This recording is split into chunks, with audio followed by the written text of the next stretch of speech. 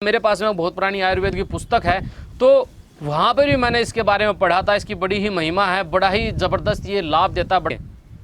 अब मैं आपको बताता हूँ प्राणायाम आपको करने क्या है। अब देखिए हो गया। अब इसके बाद में जो आपका ये हिस्सा है ना, ये 3 उंगलियों का, ये 1 2 3।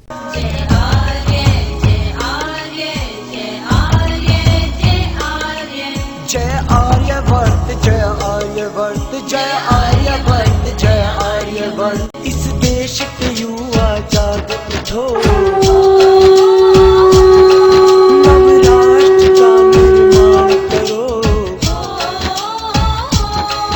इस देश के युवा जाग उठो, नवराष्ट्र का निर्माण करो। राम कृष्ण हनुमान के सिद्धांत है अनिवार्य। ओम नमस्ते जी, जय श्री राम।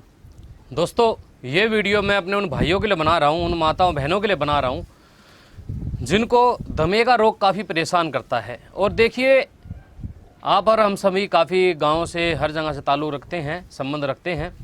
तो एक कहा जाता है, एक बात कही जाती है कि दमे का रोग एक बार किसी को लग गया तो वो मौत के साथ में ही जाता है, ठीक नहीं होता है। जबकि ये बात बिल्कुल सच नहीं है दोस्तों। देखिए मैं एक छोटा सा अनुभव आपके आगे अपना साझा करूँगा। मेरे एक चाचा जी थे, परिवार में लगते थे, तो उनको दमा था। उनको दमा क्यों हुआ था? एक तो कुछ ख़ानदान में भी है, हमारे ख़ानदान में भी है, तो परंपरागत रूप से होता है ना, तो उस तरीके से भी है। दूसरा नशा, सुल्फा आदि पीना, नशा आदि करना, उसके कारण उनको दमे का काफ़ी ज़्यादा समस्या हो गई थी। तो मैं उस समय आयुर्वेद योग के विषय में, मतलब उस समय मैं सीखने लग रहा था। योग वगैरह, ध्यान वगैरह, अलग अलग जगह जाना मैं सीख रहा था। उस समय मैं सीखने का प्रयास कर रहा था। तो वो मुझसे पूछ रहे थे कि मुझे यह श्वास काफ़ी ज़्यादा तकलीफ़ देता है, मैं क्या करूं, कैसे मेरा ठीक हो। तो मैंने उनको बताया था, क्योंकि मैंने एक अनुभव लिया था। जब मैं ध्यान के लिए गया था तो मुझे ऐसे कई व्यक्ति मिले थे जो ये बता रहे थे कि हम जब ध्यान हम करते हैं ना, तो हमारे ध्यान करने से हमारा जो श्वास का रोग है, दमा है, वो ठीक हो गया। तो मैंने उनको बताया कि आपको करना कुछ नहीं है, आप शांति से बैठ जाइए और अपनी आती जाती श्वासों पे ध्यान लगाइए। आपको सिर्फ अपनी श्वासों पे ध्यान लगाना है, बस। आपको और कुछ नहीं करना, श्वासों पे ध्यान लगाना है, बस। आपको सिर्फ यही क्रिया आपको करनी है। इससे आपको बहुत ही ज़्यादा लाभ होगा। और दोस्तों उनको लाभ हुआ भी, लेकिन उन्होंने काफ़ी दिनों तक नशा भी छोड़ा। लेकिन हुआ क्या, वो नशा पूरी तरह से छोड़ नहीं पाए। फिर आखिर में उनके इसी कारण से प्राण निकल गए। अब मैं आपको बताता हूं कि जो दमा है उसको आसानी से कैसे ठीक किया जा सकता है। देखिए दोस्तों, पहले मैं आपको कुछ विशेष चीज़ बताता हूं, विशेष प्रकार का भोजन बताता हूं। देखिए ये साल में एक बार ऐसा घटना घटती है, शरद पूर्णिमा जब आती है तो उस दिन का बड़ा ही विशेष महत्व है। आपने सुना भी होगा। तो उस दिन क्या करना होता है कि जिस दिन शरद पूर्णिमा है, पूरे दिन जिसको दमा है, रोगी है, वो पूरा दिन भूखा रहे, जल आदि अपना लेता रहे, लेकिन भूखा रहे। उस दिन कुछ ना खाए। रात के समय, शाम के समय खीर बनाकर जो चांद की चांदनी में रख दी जाती है, जहाँ पर कि पूरी रात चांद की चांदनी उस पर पड़ती रहे, और फिर सुबह 4 बजे उस खीर को खवाया जाता है। लेकिन आपको करना क्या है, जो अर्जुन है ना, अर्जुन की छाल लेकर आनी है आपको। तो अर्जुन की छाल लेकर आना, चूर्ण मत लेकर आना। अर्जुन की छाल को कूटकर अच्छी प्रकार से उसका चूर्ण बना के रख लेना। फिर आपको जो है सुबह सुबह 4 बजे उस खीर पर 1 तोला चूर्ण जो है बिखेर देना है, और पेट भर के उसको मिलाकर जो रोगी है उसको खवा देना है। फिर 12 घंटे तक वो दोबारा कुछ ना खाए और ना ही सोए, इस बात का ध्यान रखना है। और फिर आप इसके आश्चर्यजनक परिणाम देखेंगे। देखिए इस विषय मैंने आचार्य बालकृष्ण जी को भी सुना था। आचार्य बालकृष्ण जी ने बताया था कि ऐसा करने से रोगी को जो है, कई रोगी का तो बिल्कुल ही दमा ठीक हो जाता है, और कईयों का बहुत ही ज़्यादा आराम हो जाता है। बाकी फिर प्राणायाम आदि से ठीक हो जाता है व्यक्ति। एक्यूप्रेशर जो मैं आगे बताऊंगा उनसे भी ठीक हो जाता है। तो इस चीज़ का आप लोग विशेष ध्यान रखना है। मेरे पास में बहुत पुरानी आयुर्वेद की पुस्तक है, तो वहाँ पर भी मैंने इसके बारे में पढ़ा था। इसकी बड़ी ही महिमा है, बड़ा ही ज़बरदस्त ये लाभ देता है, बड़ा ही लाभकारी है। और बचपन से मैं इस चीज़ को सुनता आ रहा हूँ। देखिए जब मैं छोटा था तो मैं ये जो संघ की शाखा है वहाँ पे भी जाया करता था। तब रात के समय हम वहाँ पर पार्क आदि हुआ करता था, तो वहाँ पर खीर बनाया करते थे। खीर बनाकर और रात के समय वो चांद की चांदनी में वहाँ पर उसको रखते थे कुछ देर, फिर उसको बड़े मज़े से हम खाते थे। पूरी रात वहाँ पार्क में ही रहते थे। तो ऐसे हम क्या करते थे जब छोटे थे, तो इसका बड़ा ही लाभ है। अब मैं बात करूँगा प्राणायाम की थोड़े से आपको, और ध्यान की। उसके बाद मैं बढ़ूँगा एक्यूप्रेशर की तरफ। तो इस वीडियो को शांति से देख लेना अगर ठीक होना चाहते हो तो पूरा।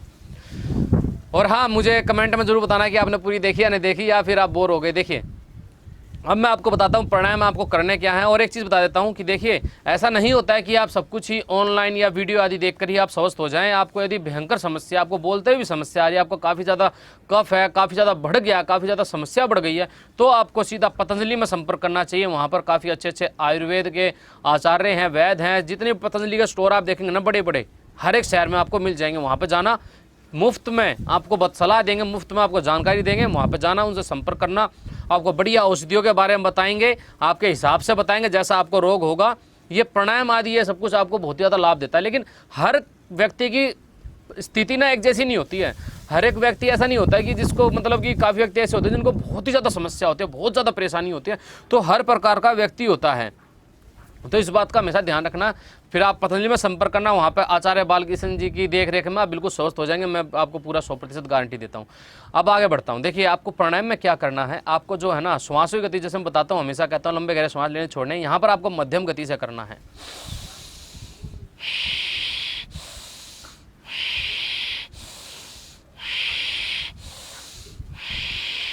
ऐसा आपको करना है, लंबा गहरा श्वास लेना है।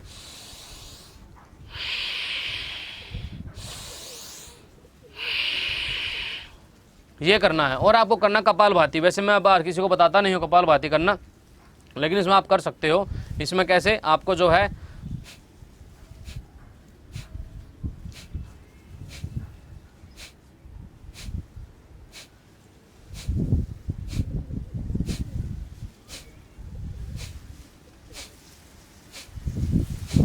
ऐसा आपको करना है।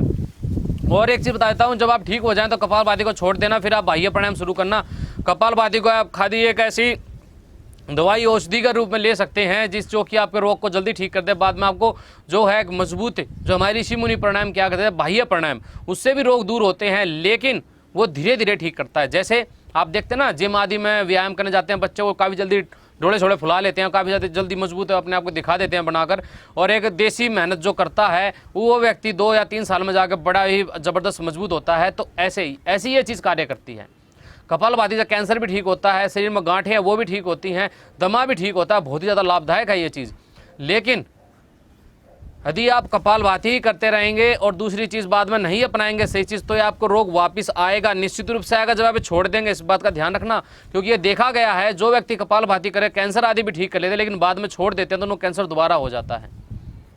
तो हमें फिर उसके बाद में ध्यान रखना, बाह्य प्राणायाम शुरू करना है। आप मेरे साथ में एक व्यायाम का समूह है, उसमें जुड़ जाना, वहाँ पे मैं आपको सलाह दे सकता हूँ।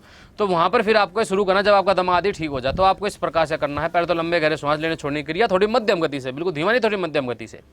फिर आपको कपालभाति करना है। फिर आप अनुलोम विलोम भी कर सकते हैं। ऐसे ऐसे मैंने धीरे धीरे धीरे धीरे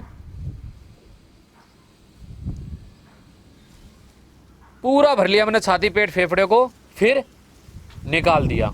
मैं समझता हूँ हर कोई जानता ही होगा, बाबा रामदेव जी ने बहुत ज़्यादा फेमस कर रखा है, इसको बहुत ज़्यादा मशहूर कर रखा है। तो ये चीज़ आपको करनी है। लेकिन फिर ये कहूँगा, ये चीज़ सभी तक है जब तक आप ठीक ना हो जाए। ठीक होने के बाद में इन चीज़ों को छोड़कर आपको जो असली चीज़ें हैं उनकी तरफ बढ़ना है, जो कि आपको बिल्कुल ही हमेशा हमेशा के लिए स्वस्थ बना देंगी।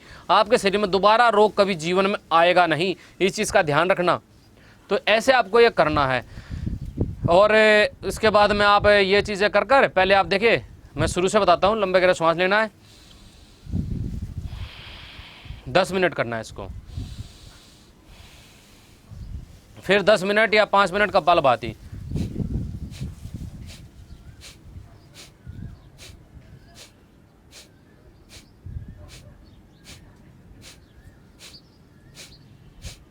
दस मिनट या क्या कपालभाति, उसके बाद में फिर 10 मिनट अनुलोम विलोम।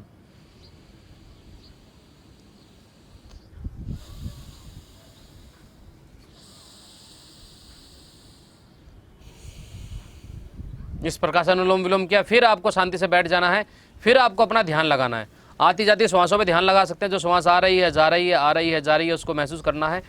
अब विशेष बात, आप चाहे लंबे गहरे श्वास ले रहे हो, कपालभाति कर रहे हो, अनुलोम विलोम कर रहे हो, या भी श्वासों पे ध्यान रख रहे हो, आपको मन में भाव बनाना है कि ईश्वर आपको देख रहा है, ईश्वर आपके चारों तरफ है, और जो क्रिया आप कर रहे हैं ईश्वर आपको देख रहा है। आपके मन में कोई और विचार नहीं आना चाहिए। सिर्फ यही होना चाहिए कि हे ईश्वर, जिस प्रकार आप आनंद में रहते हो हमें भी आनंद दीजिए। बार बार यही प्रार्थना आपको ईश्वर के साथ में करनी है। 1 से 2 महीने में आप इसका अभ्यास कर लेंगे, साथ के साथ ये क्रिया आपकी चलती रहेगी और कोई विचार आपके मन में आना नहीं चाहिए। दोस्तों, मैं आपको दिल से बताता हूँ, सच कहता हूँ आपको, आप बिल्कुल ठीक हो जाएंगे, आपको कोई ये रोग होगा रहेगा ही नहीं। और आपको जो है ना सादा भोजन लीजिए। अब आप देखिए परहेज की बात ऐसी है कि आप बिल्कुल सादा भोजन लीजिए, बिल्कुल साधारण भोजन लीजिए। ऐसी चीज़ें खाइए मत, आप बासी चीज़ें मत खाइए, सख्त चीज़ें मत खाइए, ऐसी चीज़ें मत खाइए जो कि आपका पाचन तंत्र खराब करे। ऐसी चीज़ें आप खाइए ही मत बिल्कुल भी। खट्टी चीज़ें छोड़ दीजिए बिल्कुल, एकदम अपना सादी दाल रोटी खाइए। देसी गौ माता का दूध मिलता है तो वो पीजिए, आपको बहुत ही ज़्यादा उससे लाभ मिलेगा। ऐसे आप करना। अब आती है एक्यूप्रेशर की बात। चलिए अब मैं आपको एक्यूप्रेशर के दिखा देता हूँ कि कहाँ कहाँ कैसे कैसे एक्यूप्रेशर दिया जाता है। सबसे पहली बात, एक्यूप्रेशर हमेशा खाली पेट दिया जाता है। दूसरी बात, जिनको बुखार आदि होती है, शरीर में भयंकर हरकत सी हो रही होती है, तो उनको एक्यूप्रेशर नहीं देना चाहिए। इस बात का हमेशा ध्यान रखना। जिसको तेज़ बुखार है, हरकत है शरीर के अंदर का ज़्यादा, या फिर किसी को मतलब कि खाना खा लिया तो एक्यूप्रेशर ना ले, खाली पेट रहे तो एक्यूप्रेशर ले, या फिर कोई एक्यूप्रेशर चिकित्सक हो तो वहाँ पे मिले। काफ़ी जल्दी आप ठीक हो सकते हैं चीज़ों को अपनाएंगे, जो जो चीज़ें मैंने बताई हैं। ठीक है, तो चलिए मैं आपको एक्यूप्रेशर बताता हूँ कैसे होता है। देखिए दोस्तों, आप देख पा रहे होंगे मेरी हाथ के हथेली को, ध्यान से देखिएगा। यहाँ पर जो है ना, सबसे पहले आपको क्या करना है, जैसे कि ये है, ये इससे जो है ना ऊपर के ये जितने भी हैं, यहाँ पर आपको प्रेशर देना है। ठीक है, 30 सेकंड इस पर दिया, 30 सेकंड इस पर दिया, 30 सेकंड यहाँ पे प्रेशर दिया, यहाँ पे दिया, यहाँ पे दिया। ये यहाँ पर आपको जो है प्रेशर देना है। इस बात का आपको ध्यान रखना है। पहला पॉइंट ये है, ये यानी कि 5 उंगली दोनों हाथों की और दोनों ही पैरों की इसी प्रकार ध्यान रहे।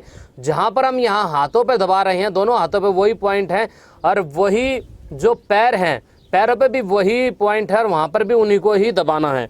तो एक तो हो गया ये पॉइंट। ठीक है, अब अगला क्या है, अगला देखिए, हमारा जो ये आप लकीर देख रहे हैं ना, ये हथेली का यहाँ पर हिस्सा, इस पर आपको जो है अंगूठे से ऐसे जो है यहाँ पर अच्छे से ऐसे इसको दबाना है। यहाँ पर दोनों हाथों के और दोनों पैरों के यहीं पर आपको जो है इस पर दबाव देना है। दूसरा पॉइंट हमारा ये हो गया। ठीक है, अब तीसरा पॉइंट जो है, ये देखिए 2 उंगलियां हैं, इसके बिल्कुल बीच में आप थोड़ा सा नीचे आए, यहाँ पर आपको दबाना है, यहाँ पर आपको जो है प्रेशर देना है। दोस्तों यदि आप ऐसे आप करेंगे तो मैं वादा करता हूँ, मतलब एक्यूप्रेशर ना दोस्तों इतना ज़्यादा लाभदायक सिद्ध होता है ना, बहुत ही ज़्यादा लाभदायक सिद्ध होता है।